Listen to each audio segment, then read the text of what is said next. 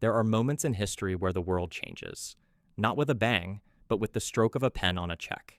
Ladies and gentlemen, cinema, as we know it, is officially dead. Netflix has just done the impossible. They have acquired Hollywood's oldest and most iconic studio, Warner Brothers. This is not just a business deal, this is a hostile takeover of our culture. Imagine a world where Batman, Harry Potter, Game of Thrones, and Dune are all owned by a single company. A company that does not believe in movie theaters. A company that calls cinema content. Welcome to the monopoly. Today, we decode how this $83 billion check will destroy Hollywood.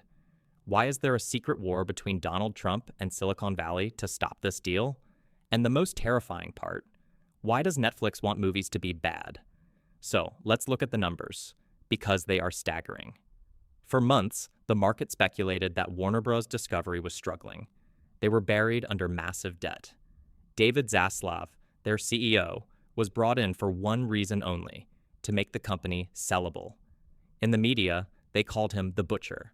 He was hired to trim the fat, and he did exactly that. He canceled projects, he trashed the Batgirl movie for a tax write-off, and he rebranded HBO. It was all part of a master plan. Netflix has placed a valuation between $72 and $83 billion. If you owned Warner Brothers stock, Netflix would pay you $27 cash per share, plus Netflix stock. But here is the catch. Netflix didn't buy everything. This was a surgical strike. They sliced the company in two. Good assets and bad assets. They took the Warner Brothers film studio. They took HBO, the crown jewel of television. They took the DC universe and Harry Potter. But the dying cable TV channels, CNN, the Discovery News networks, they left them behind. Why? Because Netflix doesn't want the past. They want the IP. The remaining bad company, according to experts, will likely file for bankruptcy within a few years. It is exactly like looting the gold from a sinking ship and leaving the ship to drown. When Disney bought Fox, people thought that was a monopoly. But this is bigger. This is Netflix saying, we are no longer part of Hollywood. We are Hollywood. Now, let's talk about the biggest conflict, the war on theaters. Here in the US, chains like AMC and Regal are staring at the apocalypse. You see, Warner Brothers was a legacy studio. Their business model was simple. Make a movie, put it in a theater, sell tickets, make money. Christopher Nolan's films, Dune, Barbie, these were made for the big screen. But Netflix? Netflix hates theaters. The Netflix CEO has been clear. Theater windows are too long. Now that Warner Bros. Is under their command, do you really think the Batman Part 2 or Dune Messiah will run in theaters for 3 months? Forget it. Netflix might release them for 1 or 2 weeks on limited screens, just to qualify for the Oscars or build hype. After that, straight to your phone screen. Exhibitors are in panic mode. If Warner Bros. Movies disappear from theaters, the malls will go empty. The popcorn sales will stop. This is an extinction-level event for movie theaters across America. Warner Bros. Directors, the cinema purists, are now employees of a tech company. Imagine telling James Gunn that his new Superman movie will primarily be viewed on an iPad. It is brutal. Netflix does not care about box office collection. They care about time spent on app. They don't care if a movie makes $1 billion. They care that you don't close the app. It is a war between art and the algorithm, and the algorithm is winning. But wait, there is a twist in the story. A massive twist. This deal is not 100% final yet. It will take 18 months to approve, and standing in the way is a very big villain. Politics. In this bidding war, Netflix wasn't alone.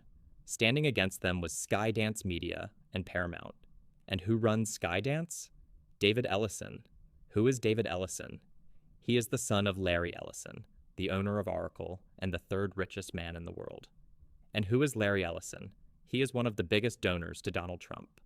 Sources say the Trump administration wanted Warner Bros. To be bought by an American legacy company like Skydance, not Netflix, which represents the woke culture of Silicon Valley. Now that Netflix has won the bid, phone calls are being made in Washington, D.C. The FTC is watching. Will the Trump administration block this deal on antitrust grounds? Will Larry Ellison use his power to crash this deal?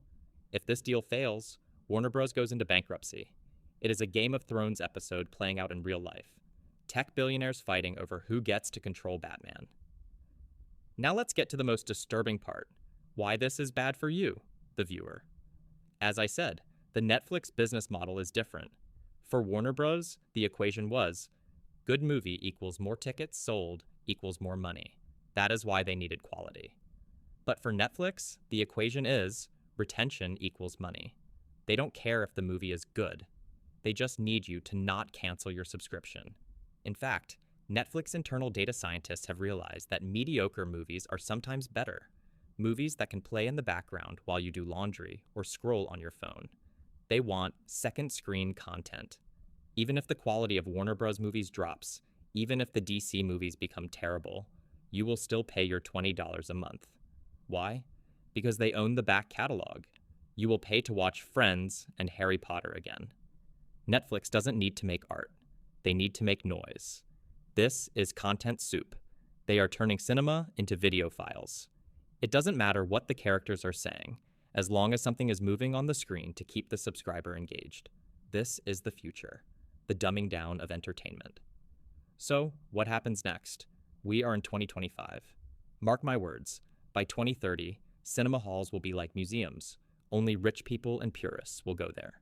The rest of the world, we will sit in our homes, watching average movies created by algorithms, designed to fit our 90-minute attention span. Netflix didn't just buy a studio. They bought our collective imagination. The legendary WB Shield logo, once a symbol of quality, will now just be an app icon. The consequences of this deal won't be seen today. But 5 years from now, when you wonder, why aren't there any good movies anymore? Remember this day. This is the Decode Factory signing off. Cinema is dead. Long live the stream.